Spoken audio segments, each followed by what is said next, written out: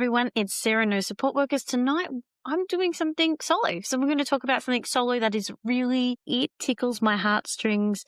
It means a lot to bring this to you. So I hope you don't mind. I've put it all together. So here it is. The most powerful choice in the disability care is who shows up. And so when we talk a bit about disability care, we always talk about plans, support plans, care plans, behaviour plans.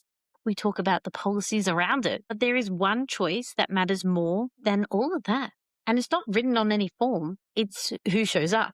So I have worked in the disability sector for a decade and a half across organisations, across all different systems. And again, two people can have the same funding, the same goals, the same plan, but live completely different lives to each other. The difference is not the paperwork. The difference is the person that shows up, who walks through their door. Because care is not delivered by systems, care is delivered by humans. And humans bring energy with them. They bring patience or they bring pressure. They bring curiosity or they bring control. They bring presence or they will bring the burnout with them. And the people receiving support, that's immediate, even if they cannot explain it. We like to believe that someone qualified enough, the rest will all just work itself out. But disability care isn't about a technical job. It's relations, it's emotional, it's deeply personal. Who shows up determines whether the person feels safe, whether they feel rushed, whether they feel listened to, whether they feel like a burden or a human being. I've seen some people thrive because the right person has showed up. Not perfect, not like a superhero or anything, just right. And I've seen people shut down, regress, or disengage. Not because they didn't want support, because the wrong energy walked into that room and walked into their space. That's not a failure of a person with a disability.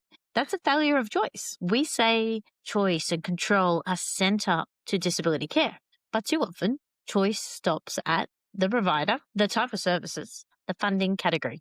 Rarely do we treat who shows up as the most critical decision of them all. And yet, that decision somehow shapes somebody's confidence, their independence, their trust, their sense of dignity every single day. The truth is uncomfortable. One wrong match can undo months of progress. One wrong match can unlock things no therapy can ever touch. And we don't talk about it enough because it forces us to look on how we recruit, how we roster, how we retain people. It forces us to admit that availability is not suitability. In disability care, we often reward people who say yes to everything, more shifts, more hours, more responsibility.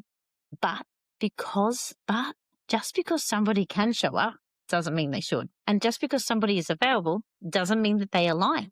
Good care isn't about filling shifts. It's about protecting relationships. It's about recognizing that support workers isn't just providing help. They are shaping somebody's daily experience of the world. Who they are matters. How they listen matters. How they manage their own stress matters. Burnout doesn't just affect workers. It leaks. It leaks into tone, into body language, into patience, into presence. And people receiving care carry that weight, and often in silence. So when we ignore who shows up, we don't just risk a workforce well-being, it's a quality of life. Imagine if we treat every match the same seriousness as medication. Imagine if we said, this relationship matters, this choice matters, this person's personality, values, and energy matters just as much as their resume. Because they do. The most powerful choice in the disability care isn't in policy. It's made every day. Who we send, who we keep, who we move on, and who we listen to. Most importantly, who the people receiving support actually want in their space. If we truly care about dignity, if we truly care about choice, we would just stop treating people as interchangeable, because care is not interchangeable, and neither are the humans who deliver it.